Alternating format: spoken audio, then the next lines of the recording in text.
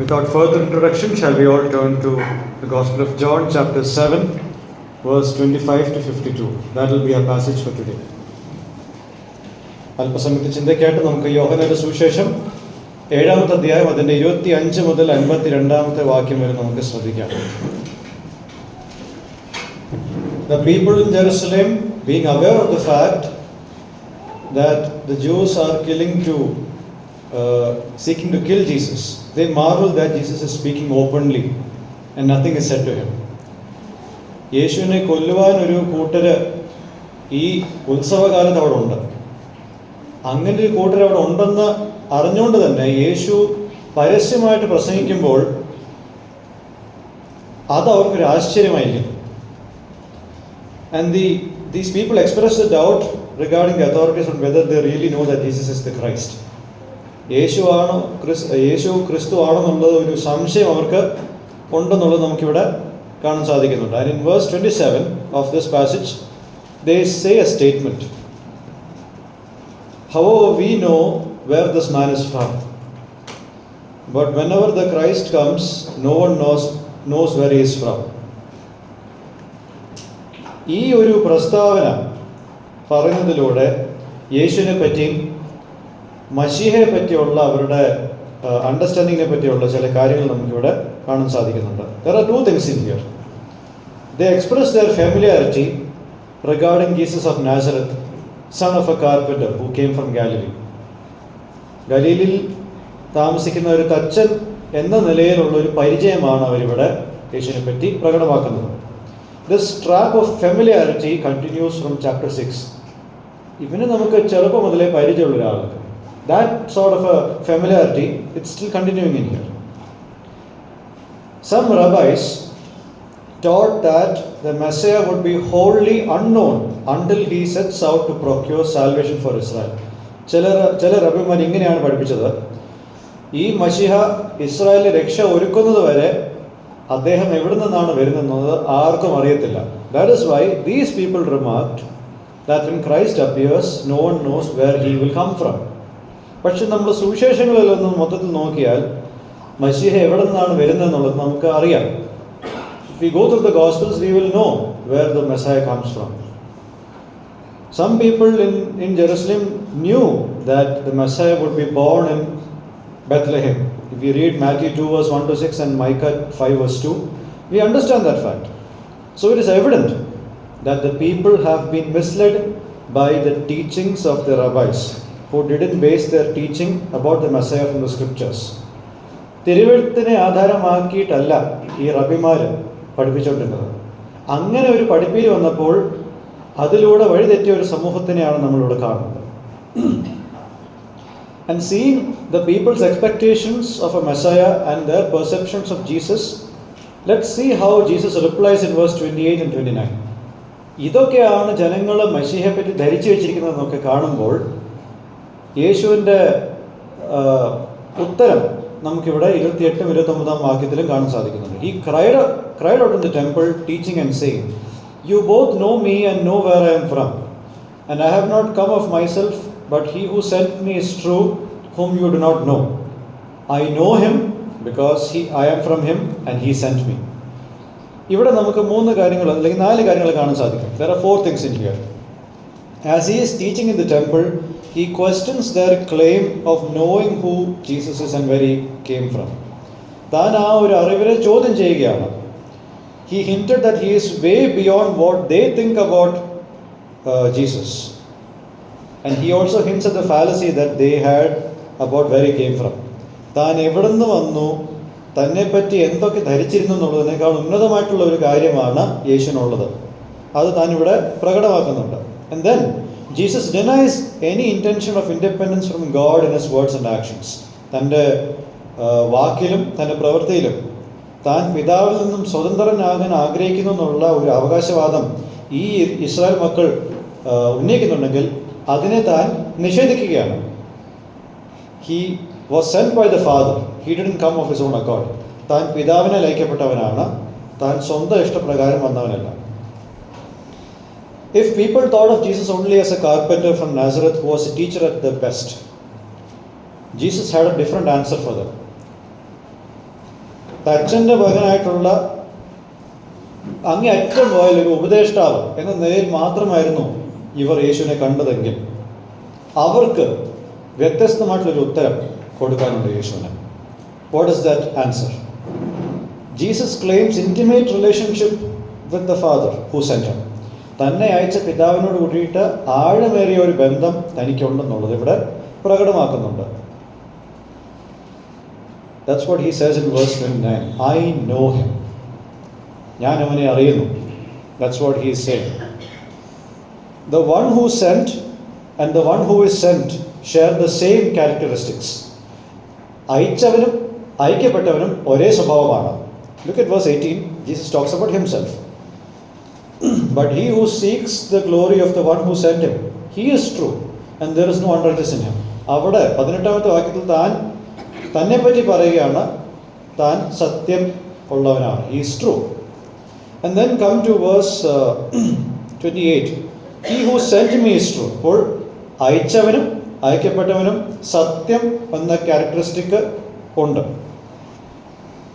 And then what does he say? He who sent me is true. He came from the Father. So it means that even before his life began in Nazareth, he had an existence. നസറത്തിൽ തൻ്റെ ജീവിതം ആരംഭിക്കുന്നതിന് മുമ്പ് തനിക്കൊരു അവസ്ഥയുണ്ടായിരുന്നു. Jesus points out to them that in spite of their religious appearance seen by their attendance in the festival, they do not know God, nor do they have an intimate relationship with him. കാര്യം ശരിയാണ്, ഈ ഉത്സവകാലത്ത് അവർ മന്ദിരത്തിൽ വരുന്നുണ്ട്. പക്ഷേ അവർക്ക് ഇത്രയും ബാഹ്യമായിട്ടുള്ള ഒരു പ്രദർശനം അവർക്കുണ്ടെങ്കിലും ആഴത്തിൽ നോക്കിയാൽ അവർക്ക് ദൈവത്തോടൊരു ബന്ധമില്ല, ആഴമേലൊരു ബന്ധമില്ല. And verse 30. So they were seeking to seize him, yet no man laid his hand on him, because his hour had not yet come. ഈ ജനം യേശുവിനെ അറസ്റ്റ് ചെയ്യുവാൻ ആഗ്രഹിച്ചിരുന്നു. കാരണം താൻ ദൈവത്വം അവകാശപ്പെടുന്നു, നിത്യത അവകാശപ്പെടുന്നു, അതോടൊപ്പം തന്നെ ഇവർക്ക് ദൈവത്തോട് ബന്ധമില്ല എന്നുള്ളതും പറയുന്നു. പക്ഷേ അവർക്ക് ഈ സമയത്തൊന്നും ചെയ്യുവാൻ കഴിഞ്ഞിരുന്നില്ല. Because Jesus time of death hadn't come.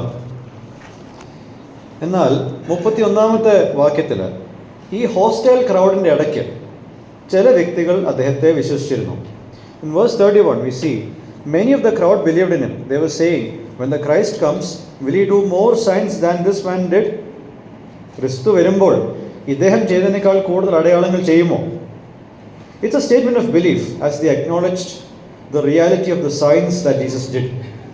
യേശു ചെയ്തിരുന്ന അടയാളങ്ങളുടെ യാഥാർത്ഥ്യം തിരിച്ചറിഞ്ഞ ഉള്ള ഒരു പ്രസ്താവനയാണ് 31ാമത്തെ വാക്യത്തിൽ നമ്മൾ കാണുന്നത്. And there is no need to expect more signs than what Jesus has done. ഇതിൽ കൂടുതൽ ഇനിയൊന്നും expect ചെയ്യുവാനില്ല. And the Pharisees who had been keeping a close watch on what the crowd said, they heard this clearly and sent the officers, the temple police, to arrest Jesus. യേശുവിനെ arrest ചെയ്യുവാൻ ചില വ്യക്തികളെ പരീശന്മാർ അയക്കുന്നു. And in verse 33, Jesus gives a cryptic message of the reality that he will go to the presence of the Father. Let's read that verse. For a little while longer I am with you, then I go to him who sent me.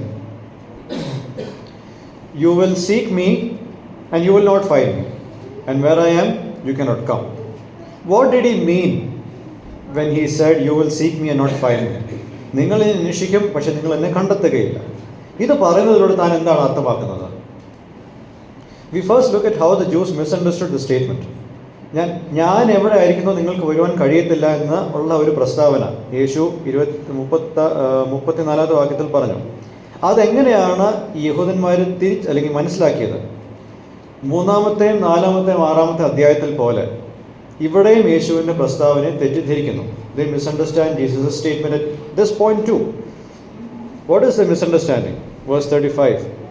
The Jews said to one another, where does this man intend to go that we would not find him?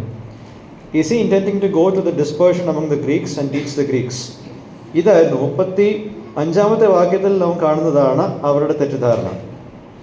The dispersion was a common Jewish expression to refer to all the Jewish people scattered around the Roman Empire and even beyond the boundaries of the Roman Empire. Roman സാമ്രാജ്യത്തിൻ്റെ വിവിധ ഭാഗങ്ങളിൽ ചിതറപ്പെട്ട യഹൂദ ദേശക്കാരെ പറ്റിയാണ് ചിതറിപ്പോയവർ എന്ന് പറഞ്ഞിരിക്കുന്നത്. അതിനപ്പുറം ഉള്ള സ്ഥലത്തേക്ക് പോയവരുണ്ട്. അപ്പോൾ അങ്ങോട്ടേക്കാണോ ഇദ്ദേഹം പോകുന്നതെന്നുള്ള ഒരു ധാരണ അവർക്കുണ്ട്. And to understand the sentence, you will seek me and you will not find me, we need to know a few more things regarding the festival of tabernacles. ഈ കൂടാര പെരുന്നാളിനെ പറ്റി ചില കാര്യങ്ങൾ കൂടെ നമുക്ക് മനസ്സിലാവേണ്ടതായിട്ടുണ്ട്. And I'll give you a few things which is necessary. Number one, during the Feast of Tabernacles, the Jews would wave the good branches in all directions before the Lord. ഈ ബ്രാഞ്ചസിന് മലയാളത്തിൽ എന്താ പറയുന്നത്? ശിഖരങ്ങൾ, കൊമ്പുകൾ. നല്ല കൊമ്പുകളെല്ലാം ദൈവത്തിൻ്റെ മുമ്പാകെ ഇങ്ങനെ വീശുന്നതായിട്ട് നമുക്ക് അറിയാൻ സാധിക്കുന്നുണ്ട്. And they are blessing God for the sustaining work that He did for the people during the harvest. കൊയ്ത്തിന് സമയത്ത് ദൈവം ഇവരെ നിലനിർത്തി എന്നുള്ള ഒരു കാര്യം ഓർമ്മിക്കാൻ വേണ്ടിയിട്ടാണ് ഇവർ ഈ ശിഖരങ്ങൾ അല്ലെങ്കിൽ കൊമ്പുകളെ ഇങ്ങനെ വീശുന്നത്. They attribute or they celebrate the blessing of the harvest by eating in the booths that they dwell in. ഇവർ ഇപ്പോൾ ഈ 7 ദിവസം കൂടാരങ്ങളിൽ വസിക്കുമ്പോൾ അവർക്ക് കിട്ടിയ കൊയ്ത്തിൻ്റെ ഒരു ഭാഗം അവർ കഴിച്ചുകൊണ്ട് അവർ ദൈവത്തെ സ്തുതിക്കുകയാണ്, ദൈവത്തെ അനുഗ്രഹിക്കുകയാണ്. Then the second thing which we should know is the temple would be filled with large 15-foot columns filled with oil. തീപ്പന്തങ്ങൾ പോലെ 15 അടി നീളമുള്ള തീപ്പന്തങ്ങൾ, എണ്ണയാൽ നിറയപ്പെട്ട തീപ്പന്തങ്ങൾ അവിടെ ആ മന്ദിരത്തിൽ മുഴുവനായിട്ടുണ്ട്. അപ്പോൾ ദൂരത്ത് നിന്ന് നോക്കിയാൽ രാത്രി ഈ പ്രദേശം വ്യക്തമായിട്ട് കാണാൻ സാധിക്കും. It's lighted, it's full of light. Then the Feast of Tabernacles was celebrated with certain festival rituals. ചില ആചാരങ്ങൾ ഇതിനോട് ബന്ധപ്പെട്ടുണ്ട്. So one was a solemn procession every day from the temple to the Gihon spring. The high priest will go to the pool of Siloam. സിലോം കുളത്തിലേക്ക് പോയി ഒരു സ്വർണ്ണക്കുടത്തിൽ വെള്ളം എടുത്തിട്ട് ആ എടുക്കുന്ന സമയത്ത് യെശയ്യാവ് 12:3 ഈ കൂടെയുള്ള ഗായക സംഘം പാടും. So let's just read that passage. Ronnie, can you read Isaiah 12 verse 3? Just to see the context in which we are understanding this passage. Isaiah chapter 12 and verse 3. Isaiah 12 verse 3. With joy you will draw water from the wells of salvation. And you will say in that day, give thanks to the Lord, call upon His name, make known His deeds among the peoples, proclaim that His name is exalted. Okay, and I want you to just keep Psalm 118 verse 19 to 26 ready, as I will ask you to read that. And as the high priest descends, this is what the choir is singing. മഹാപുരോഹിതൻ ഇറങ്ങി പോകുമ്പോൾ ഈ വായിച്ച വേദഭാഗമാണ് പാടുന്നത്. തിരിച്ചു കയറി വരുമ്പോൾ 118 സങ്കീർത്തനം 19 മുതൽ 26 വരെ പാടുന്നു. And let's read that as well. Open to me the gates of righteousness, that I may enter through them and give thanks to the Lord. This is the gate of the Lord, the righteous shall enter through it. I thank you that you have answered me and have become my salvation. The stone that the builders rejected has become the cornerstone. This is the Lord's doing. It is marvelous in our eyes. This is the day that the Lord has made. Let us rejoice and be glad in it. Save us, we pray, O Lord. O Lord, we pray, give us success. Blessed is he who comes in the name of the Lord. We bless you from the house of the Lord. Okay, this is the Hallel psalm which the Israelites used to sing during the festive season. And in this prayer, they express their wait for the blessed one who will come in the name of the Lord. That is the Messiah who will save them. യഹോവയുടെ നാമത്തിൽ വരുന്ന മശിഹയെ കാത്തിരിക്കുന്ന ഒരു വികാരം, അത് പ്രകടമാക്കുന്ന ഒരു സങ്കീർത്തന ഭാഗമാണ് എല്ലാ ഉത്സവകാലത്തും ഇവർ പാടിക്കൊണ്ടിരിക്കുന്നത്. And the water then will be poured out while Israel would pray for the rains to come, as the seasons for the latter rain arrives. പിന്മഴ വരാനുള്ള ആ ഒരു സീസൺ വരാൻ പോവുകയാണ്. അതിന് മുന്നോടിയായിട്ട് ഈ വെള്ളം ഒഴിക്കപ്പെടുമ്പോൾ, അത് ഈ സ്വർണ്ണ കുടത്തിലുള്ള ഈ വെള്ളം ഒഴിക്കുമ്പോൾ ഇസ്രായേൽ മക്കൾ മഴയ്ക്ക് വേണ്ടിയിട്ട് പ്രാർത്ഥിക്കുകയാണ്. See, water is considered to be a metaphor of a life-giving characteristics. ജീവൻ നൽകുന്ന ഒരു വസ്തു എന്ന നിലയിൽ ജലം നമുക്ക് കാണാൻ സാധിക്കുന്നുണ്ട്. C Palestine was an arid land. നമുക്കുള്ള പോലെ ഒത്തിരി വെള്ളത്തിൻ്റെ സ്രോതസ്സൊന്നും അവർക്കില്ല. They don't have all of these sources that we have regarding water. It was an arid land, and wherever there was water, there was life. വെള്ളം എവിടെയുണ്ടോ അവിടെ ജീവനുണ്ട്. You can understand that concept here. And people believed that the Holy Spirit who would give salvation was represented by water. വെള്ളത്തിനെ പരിശുദ്ധാത്മാവിനോട് ഉപമിക്കുന്ന ഒരു ചിന്ത അന്നുണ്ടായിരുന്നു. So in short, this is what happened through the feast. In praying for the latter rains, the people were also praying for the sending of the Messiah, who will come in the name of the Lord. And they would pray for the Holy Spirit who would give life. മഴയ്ക്ക് വേണ്ടിയിട്ട് പ്രാർത്ഥിക്കുമ്പോൾ അവർ ഐക്യപ്പെടാൻ പോകുന്ന യഹോവയുടെ നാമത്തിൽ വരുന്ന മശിഹയ്ക്ക് വേണ്ടിയിട്ട് കൂടെ പ്രാർത്ഥിക്കുന്നുണ്ടായിരുന്നു. അതോടൊപ്പം തന്നെ ജീവൻ നൽകുന്ന പരിശുദ്ധാത്മാവിന് വേണ്ടിയിട്ടും അവർ പ്രാർത്ഥിക്കുന്നുണ്ടായിരുന്നു. They desperately sought for a Messiah each time a major feast came around. ഓരോ ഉത്സവകാലം കഴിയുമ്പോഴും അവർ ഈ മശിഹയ്ക്ക് വേണ്ടി കാത്തിരിക്കുന്നു. And this is why on the last day of the feast, in verse 37 of John 7, Jesus stood up and cried out, saying, "If anyone is thirsty, let him come to me and drink."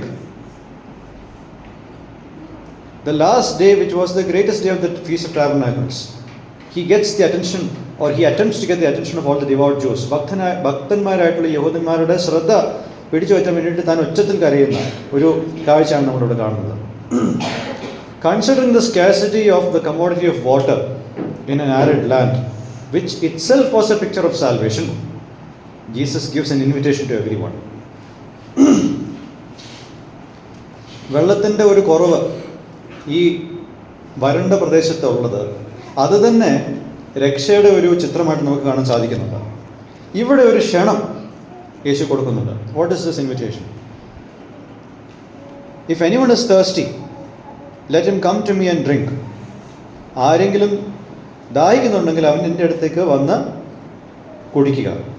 This invitation goes back to Isaiah 55 verse 1. We'll read that. Let's read that also. Isaiah 55 verse 1. It's necessary to understand the Old Testament as we read through the Gospel of John. That's why I'm taking you through these verses. Come, everyone who thirsts, come to the waters, and he who has no money, come, buy and eat. Okay. Come, buy wine and milk without money and without price. Okay, so this is an invitation given to everyone who is thirsty for God to come to the waters that give them long-lasting satisfaction. ദൈവത്തിന് വേണ്ടിയിട്ട് ദാഹിക്കുന്ന ആൾക്കാരോടുള്ള ഒരു ക്ഷണമാണ്. ദീർഘമായിട്ടുള്ള തൃപ്തി കൊടുക്കുന്ന അല്ലെങ്കിൽ കിട്ടുന്ന സ്ഥലത്തേക്ക് അവർ വരണം എന്നുള്ളത്. So Jesus presents himself as the one who will quench the thirst for God which everyone has. എല്ലാവർക്കും ദൈവത്തിന് വേണ്ടിയിട്ടുള്ള ഒരു ദാഹം, ആ ദാഹത്തെ ശമിപ്പിക്കുവാൻ താൻ മാത്രമേ ഇവിടെ ഉള്ളൂ. And as he sees the audience pleading to God to save them and give them life, and as he sees them eagerly waiting for the one who will come in the name of the Lord, Jesus tells them, I am everyone that you are looking for, or I am everything that you are looking for.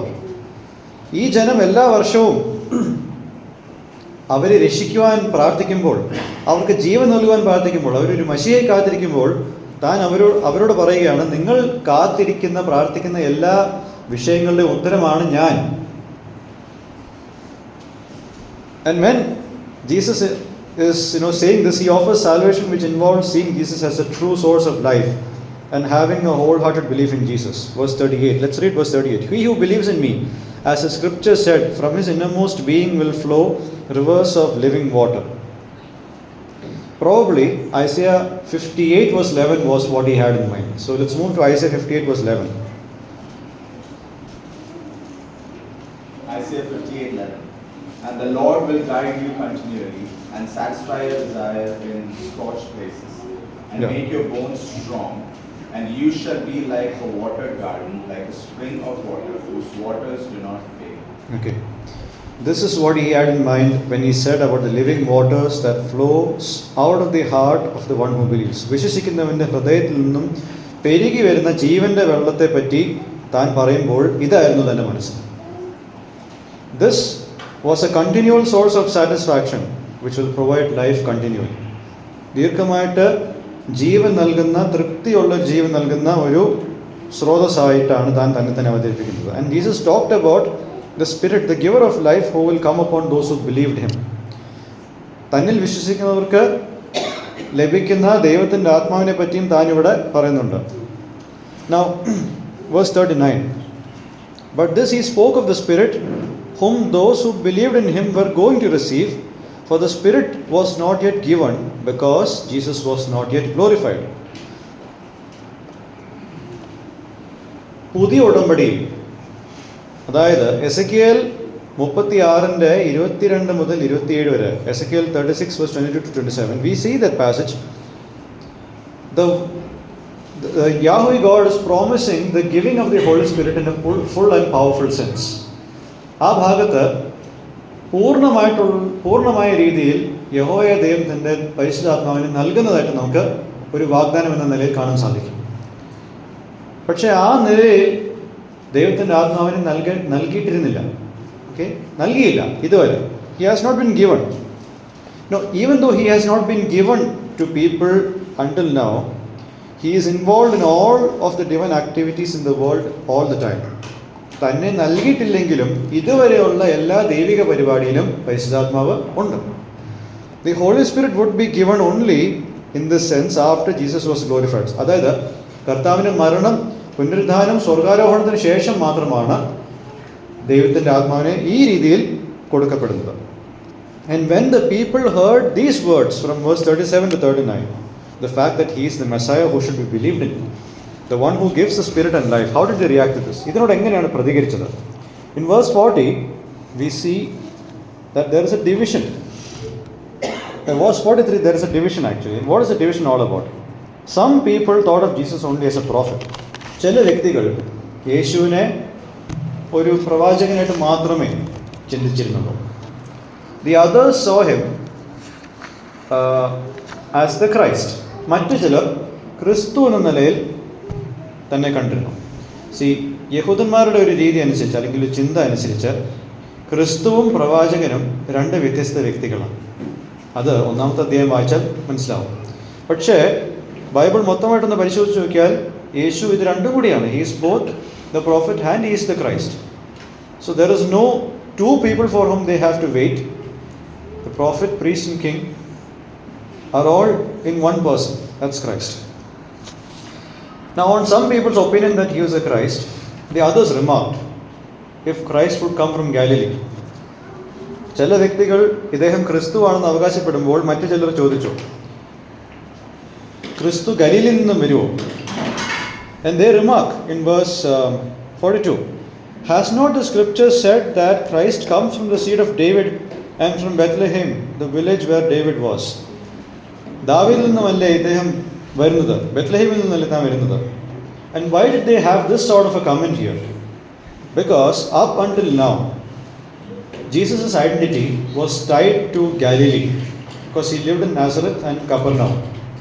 ഇതുവരെ താൻ കൂടുതൽ സമയം നസറത്തിലും കപർനൗമിലും ജീവിച്ചതുകൊണ്ട് Galilei പ്രദേശത്തോട് ചേർന്നാണ് തൻ്റെ ഒരു address എപ്പോഴും ലോകം അറിഞ്ഞിരുന്നത്. പക്ഷേ താൻ ജനിച്ചത് അവിടെയാണ്. Where was he born? He was born in Bethlehem, as prophesied in Micah 5:2. മീഖ 5:2 പ്രവചിച്ചതുപോലെ താൻ ബെത്ലഹേമിൽ തന്നെയാണ് ജനിച്ചത്. സാഹചര്യങ്ങൾ കൊണ്ട് താൻ ഗലീലയിലേക്ക് വന്നു. അതും പഴയ നിയമത്തിലൊരു നിവൃത്തിയാണ്. So what is happening in here? They wanted to arrest him whom they were waiting for. ഇവർ ആർക്ക് വേണ്ടിയിട്ടാണ് കാത്തിരുന്നത്? ആ വ്യക്തിയെ അറസ്റ്റ് ചെയ്യുവാനാണ് ഇപ്പോൾ ഇവർ തുനിയുന്നത്. So how did the chief priests and the Pharisees react to Jesus the Messiah? They sent the officers, and in verse 45 and 46, this is a remark that they are giving. Why did you not bring him? The officers answered, never has a man spoken like this. So it's kind of a tight slap on their face. These officers have been listening to the Pharisees, and for the first time they are listening to a life-giving sermon from Jesus. So ഇതുപോലെ ആരും സംസാരിച്ചില്ല. That's actually a rebuke to them also. So it's a funny reply that you are looking at. So they reprimand the officers who are not arresting Jesus, And when the officers tell about how powerful Jesus' words are, what did the Pharisees say in verse 47? The Pharisees then answered them, the officers, have you also been led astray? നിങ്ങളും വഴിതെറ്റി പോയിരിക്കുവാണോ? Arrest ചെയ്യാൻ പറഞ്ഞു വിട്ടതാണ് ഞാൻ. അയാളുടെ വാക്ക് കേട്ടിട്ട് നിങ്ങൾ എന്തുകൊണ്ടാണ് ഇങ്ങോട്ട് തിരിച്ചു വന്നത് അറസ്റ്റ് ചെയ്യാതെ? നിങ്ങളും തെറ്റിദ്ധരിക്കപ്പെട്ടു. അതാണ് യേശു ഇവരോട് ചോദിക്കുന്നത്. So you see that they deduce that Jesus has deceived them and the people who were in the temple. So what do they think about Jesus as a deceiver? ചതിയനായിട്ടാണ് ഈ പരീശന്മാരും ഒക്കെ യേശുവിനെ കാണുന്നത്. And then in verse 47 or verse 48, have any of the rulers or Pharisees believed in him? ആ ചോദ്യം ചോദിച്ചിട്ടുണ്ട്. ഞങ്ങളിൽ ആരെങ്കിലും അവനെ വിശ്വസിച്ചോ? So there is a lot of pride in that statement, as they assume none of the Pharisees and the authorities have believed. ആരും ഞങ്ങളുടെ കൂട്ടത്തിൽ ആരും അവനിൽ വിശ്വസിച്ചിട്ടില്ല എന്ന് പറയുമ്പോൾ ഒരു അഹങ്കാരമുണ്ട്. പക്ഷെ അവിടെ ഒരു വിരോധാഭാസമുണ്ട്. 3-ാമത്തെ അധ്യായത്തിൽ രാത്രി കാലങ്ങളിൽ ആരെ യേശുവിൻ്റെ അടുക്കൽ ചെന്നത്? നിക്കോഡിമസ്, one of them. Nicodemus is on the verge of believing, and already Joseph of Arimathea is a believer, a secret disciple by the way. ഞങ്ങളുടെ കൂട്ടത്തിൽ ആരും ചെന്നിട്ടില്ല, പക്ഷേ അറിയാതെ ഇവരുടെ ഇടയിൽ രണ്ടുപേരും ഓൾറെഡി വിശ്വാസികളായി കഴിഞ്ഞു. So Nicodemus tries to do some sort of a mediation for Jesus. ഒരു ചെറിയ രീതിയിൽ മധ്യസ്ഥത വഹിക്കുവാൻ നിക്കോദിമസ് ഒരു ശ്രമം ഇവിടെ 50-51 വാക്യങ്ങളിൽ നടത്തുന്നുണ്ട്. Does our law judge a man unless it first hears from him and knows what he is doing? അപ്പോൾ ഇങ്ങനൊരു ശ്രമം നടത്തുമ്പോൾ പിന്നെയും ഇവരുടെ അഹങ്കാരത്തിനോട് ഇങ്ങനെ മുറുകെ പിടിച്ചുകൊണ്ടിരിക്കുകയാണ്. They are still holding on to their pride. They answered him in verse 52. Are you also from Galilee? Search and see that no prophet arises out of Galilee. തിരുവെഴുത്ത് നോക്കി പരിശോധിക്കുക, ഒരു പ്രവാചകനും ഒരിക്കലും ഗലീലിൽ നിന്നും വരത്തില്ല എന്നാണ് അവരുടെ ഉദ്ദേശം. And then what do they call the crowd? In verse 49, but this crowd which does not know the law is cursed. ന്യായപ്രമാണം അറിയാത്ത ഈ ജനക്കൂട്ടം ശപിക്കപ്പെട്ടവരെന്നാണ് പറയുന്നത്. And they are, at this point, they reprimand the officers. They see Jesus as a deceiver. They are full of pride and they see others with contempt. Arrest ചെയ്യാൻ പോയി വന്ന ആൾക്കാരെ അവർ വഴക്ക് പറയുന്നുണ്ട്, യേശുവിനെ ചതിയനായിട്ട് കാണുന്നുണ്ട്, പിന്നെ ഒരുപാട് അഹങ്കാരം അവരുടെ ഉള്ളിലുണ്ട്. അതുമാത്രമല്ല മറ്റുള്ളവരെ തുച്ഛമായിട്ട് കാണുന്നു. So when Nicodemus seeks to get Jesus a fair hearing and judgment, there are other hostile Pharisees show another trait of Pharisaic religion.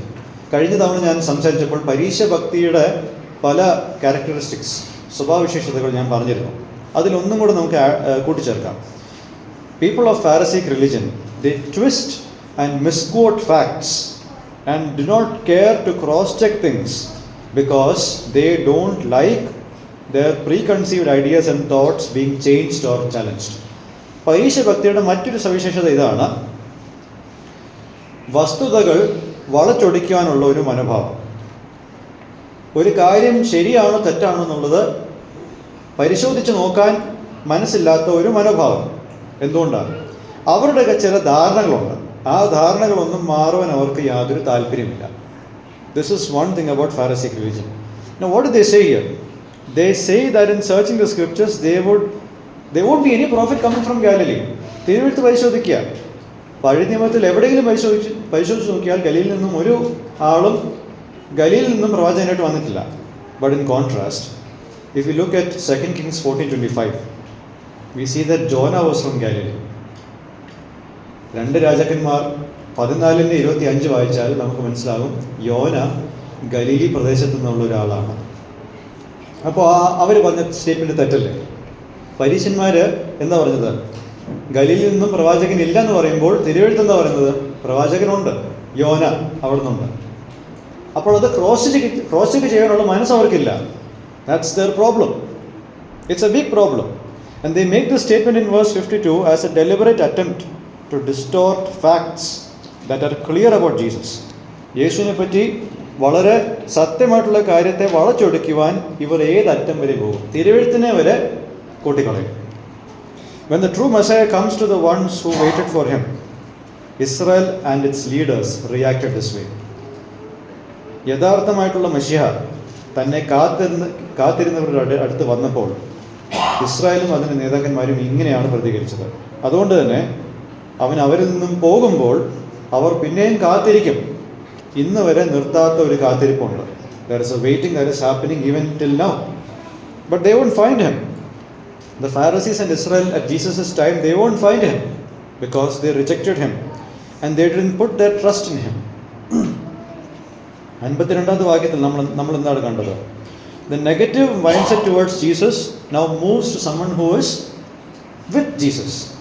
യേശുവിനോടുള്ള ശത്രുത യേശുവിന് വേണ്ടിയിട്ട് സംസാരിക്കുന്നവരുടെ അടുത്തേക്കും ആയി വരുന്നു. Let me give you 3 lessons as we come to the conclusion of this sermon. Number 1, seeing Christ solely from a human perspective and from a perspective that is not scriptural. It is very dangerous. കേവലം മനുഷ്യൻ്റെ ബുദ്ധിക്കുള്ളിൽ നിന്നുകൊണ്ട്, തിരുവെഴുത്തിൽ അധിഷ്ഠിതമല്ലാത്ത ഒരു അടിസ്ഥാനത്തിൽ നിന്നുകൊണ്ട് യേശുവിനെ കാണുന്നത് വളരെ അപകടം പിടിച്ചൊരു കാര്യമാണ്. Why? Because the opinions about Christ based on such perspectives will take man away into eternal condemnations. ഇത്തരം ഒരു രീതിയിൽ മനുഷ്യൻ ക്രിസ്തുവിനെ കാണാൻ ശ്രമിച്ചാൽ അങ്ങനെയുള്ള വീക്ഷണം മനുഷ്യനെ നിത്യമായ നാശത്തിലേക്കാണ് കൊണ്ടുപോകുന്നത്. So what the Bible says about Christ will lead men to salvation. Know Jesus as he is. തിരുവെഴുത്ത് എന്താണ് യേശുവിനെ പറ്റി പറയുന്നത്, അതാണ് മനുഷ്യനെ നിത്യജീവനിലേക്ക് നയിക്കുന്നത്. അതുകൊണ്ട് യേശു ആയിരിക്കുന്നത് പോലെ കാണുവാനും അറിയുവാനും മനുഷ്യൻ ശ്രമിച്ചാലേ അത് നടക്കത്തുള്ളൂ. Second, sometimes people base their identity on the list of do's and don'ts and assume that they are good and religious, just like the crowd that gathered at the festival and the council.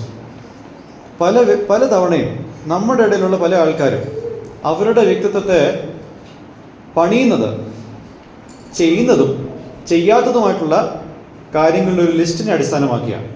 ഞാൻ ഇത് ചെയ്യുന്നില്ല, ഇത് ചെയ്യുന്നു, അത് ചെയ്യുന്നില്ല, അത് ചെയ്യുന്നു എന്നും പറഞ്ഞ് അങ്ങനെ കുറേ ലിസ്റ്റ് ഉണ്ടാക്കി ആ ലിസ്റ്റിൻ്റെ അടിസ്ഥാനത്തിലാണ് അവർ നല്ലവരാണെന്ന് അവരെ പറ്റി തന്നെ അഭിപ്രായപ്പെടുന്നത്. And if that's the criteria, then most people of this world are religious and decent. ഈ ലോകത്തുള്ള പല വ്യക്തികളും വളരെ ഡീസൻ്റ് ആയിട്ടുള്ള മനുഷ്യർക്ക് അല്ലാത്ത രീതിയിൽ ജീവിക്കുന്ന വ്യക്തികളാണ്. But yet this passage lets us know that hell will be filled with such people because they don't have the righteousness that God looks for. ഇത്തരം നല്ല വ്യക്തികളെ കൊണ്ടാണ് നരകം നിറയപ്പെടുന്നത്. കാരണം ദൈവം ആഗ്രഹിക്കുന്ന നീതി അവർക്കില്ല. They don't have this righteousness or this 100% perfect record that God looks for. ദൈവം ആഗ്രഹിക്കുന്ന 100% തികവുള്ള നീതി അവർക്കില്ലാതെ പോകുന്നു. എന്തുകൊണ്ടാണ്?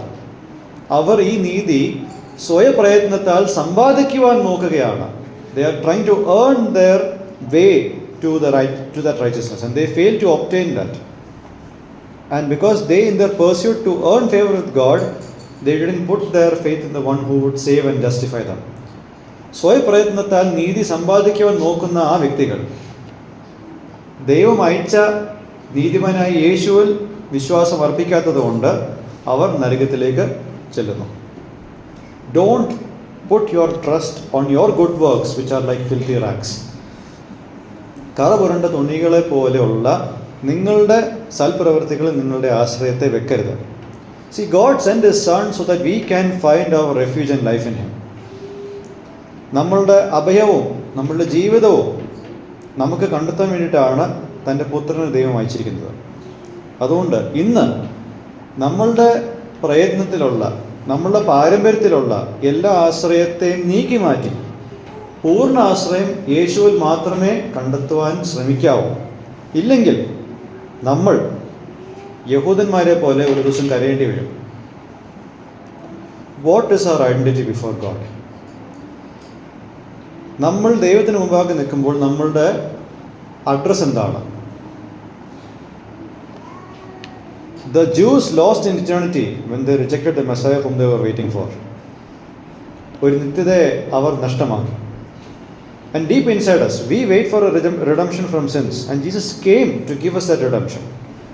Are we going to believe in the one who is our life giver and redeemer? നമ്മളുടെ ജീവൻ നൽകുന്നവനായിട്ട്, നമ്മളുടെ വീണ്ടെടുപ്പുകാരനായ യേശുവിനെ നമ്മൾ വിശ്വസിക്കുന്നുണ്ടോ? The third thing, the danger of Pharisaic religion, as I told, is that when people twist and misquote facts, such people mislead others in their pursuit of salvation. ഇങ്ങനെ വാക്കുകളെ, തിരുവെഴുത്തിനെ വളച്ചൊടുക്കുകയും cross check ചെയ്യാതിരിക്കുമ്പോൾ അവരാരൊക്കെയാണ് നയിക്കുന്നത്? അവരും നിത്യമായ രക്ഷയുടെ കാര്യത്തിൽ വഴിതെറ്റിപ്പോകും. This is why many who follow a legalistic system are on their way to eternal damnation. നിയമവാദികളായിട്ടുള്ള ഒരു സിസ്റ്റത്തിൽ ഏർപ്പെട്ടു പോയ ആത്മാർത്ഥതയുള്ള അനേകം പേർ വഴിതെറ്റിപ്പോകുന്നത്, അവരെ നയിച്ചവർ അവരെ വചനത്തിൻ്റെ അടിസ്ഥാനത്തിലല്ല, മറിച്ച് പാരമ്പര്യത്തിൻ്റെ അടിസ്ഥാനത്തിലാണ് അവരെ നയിച്ചത്.